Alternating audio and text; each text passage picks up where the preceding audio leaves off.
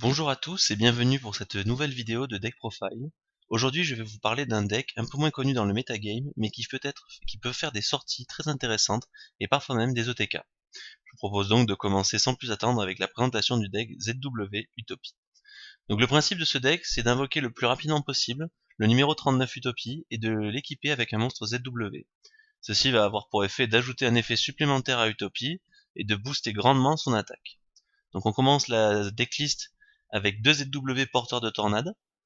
Donc lorsqu'on va l'équiper à Utopie, ce dernier va gagner 1300 points d'attaque en plus, et il ne pourra plus être ciblé par des effets de carte de votre adversaire. Et enfin, si Utopie doit être détruit au combat, vous pouvez détruire cette carte à la place.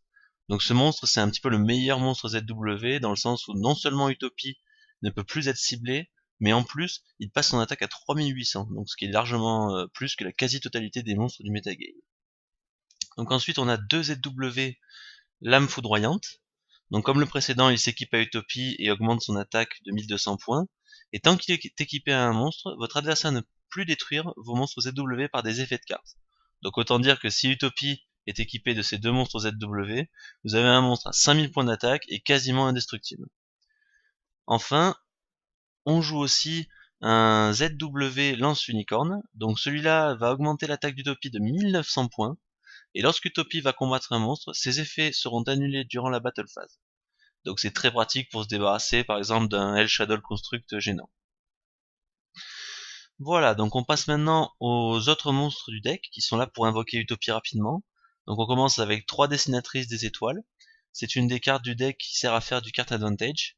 On l'utilise en combinaison avec d'autres monstres que je vous présenterai après. Et lorsqu'on fait une invocation Exceed avec cette carte comme matériel, on pioche une carte, ce qui va nous permettre de tutoriser plus rapidement des monstres ZW. On joue ensuite deux crânes sacrés, qui lorsqu'ils sont invoqués spécialement nous permettent également de piocher une carte. C'est dans le même objectif que la dessinatrice des étoiles. On joue ensuite 3 Goblinberg et 3 poissons rouges éteints. Donc ces monstres sont combos avec les deux précédents, car lorsqu'on les invoque normalement, on peut invoquer spécialement un autre monstre de la main. De ce fait, on invoque en plus soit la dessinatrice, soit le crâne sacré. On fait Utopie et on pioche une carte. En gros, en faisant ça, c'est que du bonheur, quoi. Ensuite, nous jouons deux prêtres invocateurs, donc qui va nous servir cette fois-ci à invoquer spécialement depuis le deck soit la dessinatrice, soit le crâne sacré, nous permettre de piocher une carte, et comme on joue beaucoup de cartes magiques dans ce deck, c'est pas du tout handicapant de l'avoir dans la main. Donc voilà pour les monstres, on va passer maintenant aux cartes magiques. Donc on joue d'abord un Raigeki, qui nous permettra de raser le terrain adverse en cas de problème. Ensuite, deux forces de Barian Magir en plus. Donc ça va nous permettre de jouer depuis l'extra deck nos deux Chaos numéros, Rayon Utopie V et Rayon Utopie Victoire. Et un petit nouveau de New Challenger que je vous présenterai tout à l'heure. Donc cette magie en plus nous permet également de détacher un Matalixis d'un monstre adverse et de l'attacher au nôtre. Donc très efficace par exemple pour contrer le deck Tellar Knight. On joue également deux forces de numéros magie en plus qui sert aussi à invoquer les chaos numéros et va aussi annuler les effets de toutes les autres cartes face recto sur le terrain. Donc pratique justement encore une fois contre Shadow Construct, Shadow Winda, etc., etc. Donc voilà pour les forces de magie en plus. On enchaîne avec deux forces de génération qui vont nous permettre d'ajouter une carte Xyz du deck à la main si on contrôle le monstre Xyz. Donc on en possède 5 dans le deck, du coup c'est une carte de tutorisation très très pratique. Enfin les classiques, on joue deux pots de dualité, donc très pratique pour piocher des cartes, et 3 typhons d'espace mystique qui vont nous servir à contrer tout ce qui est skill drain, espace de négation, ces cartes là qui vont considérablement ralentir notre jeu. Et pour terminer avec les magies, la carte la plus craquée du deck, tactique de changement Xyz. Donc cette carte vous permet de piocher une carte à chaque fois qu'un monstre Utopie est joué, en échange de 500 points de vie. Par exemple, vous jouez Goblinberg et vous invoquez spécialement la dessinatrice d'étoiles. Vous invoquez Utopie, du coup, vous piochez deux cartes, une par l'effet de dessinatrice d'étoiles et une par l'effet de tactique de changement Xyz. Et vous invoquez par-dessus le numéro C39 rayon Utopie et vous piochez encore une carte. Du coup, pendant ce tour, vous avez pioché 3 cartes, c'est juste énorme. Et avec un peu de chance, vous piochez un ZW et là c'est le festival. Voilà, donc on passe maintenant aux quelques pièges du deck. Donc on va commencer avec deux Renaissance Xyz qui vont vous permettre de ressusciter des monstres Xyz du cimetière et de leur équiper cette carte comme matériel Xyz. Donc c'est très pratique pour récupérer rapidement des ressources comme Utopie justement et éviter les OTK.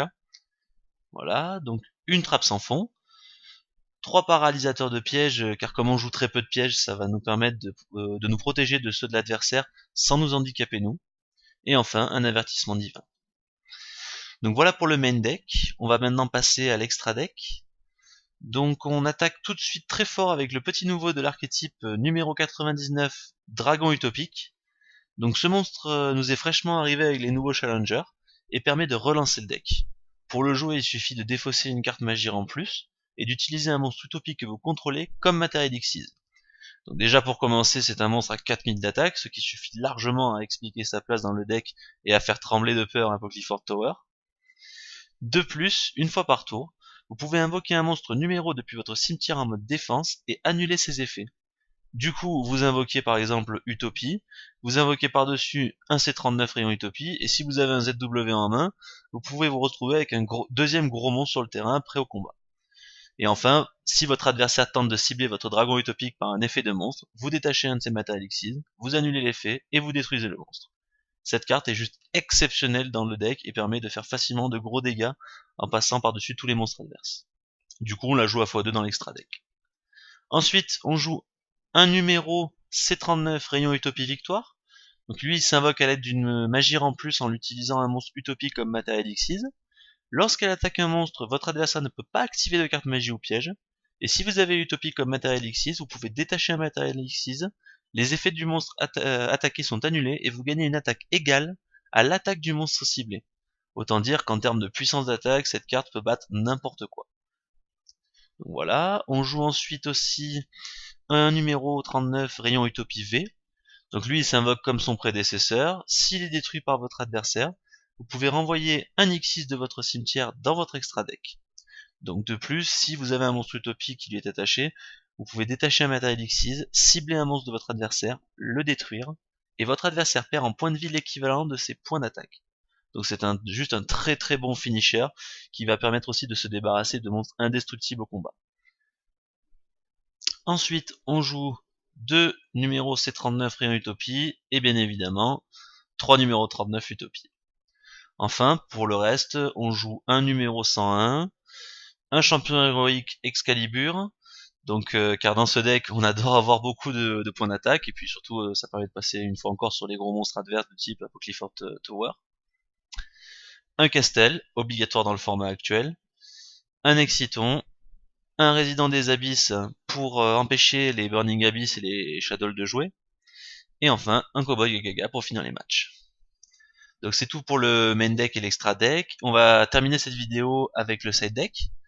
Donc on commence avec deux Cancrela Max, donc qui sont là pour accélérer le jeu et ralentir tous les decks du type Tellar Knight, Burning Abyss, Shadow, en gros le méta quoi. 3 flèches brise-sort pour empêcher le deck Clifford de tutoriser ses ressources, car de toute manière on l'a vu au dernier YCS de Milan, c'est un des meilleurs decks du format, qu'il a d'ailleurs remporté, YCS. Donc très pratique pour le bloquer assez rapidement. 2 diffusions pour contrer les Shadows et surtout Winda qui va nous empêcher d'invoquer Utopie, car elle limite nos invocations spé à une par tour et du coup on va avoir du mal en un tour à faire Utopie. Une fissure dimensionnelle qui va servir à freiner tous les decks qui jouent sur le cimetière, c'est le cas de la moitié des decks du metagame, de ceux qui font le top, donc très pratique. 2 disparitions en chaîne, donc pour bannir définitivement tous les monstres comme le Guide des Enfers, Rubik, Dante, Skarm, en gros une bonne partie du deck Burning Abyss. Une absorption d'âme, dans le même objectif que la fissure dimensionnelle. 2 miroirs absorbant des ténèbres pour une fois encore contrer les decks Shadow et Burning Abyss. Et enfin, 2 blocages Xyz qui vont vous permettre d'annuler n'importe quel effet de monstre en détachant un matériel Xyz d'un de vos monstres. C'est un contre-piège, donc c'est très difficile à arrêter.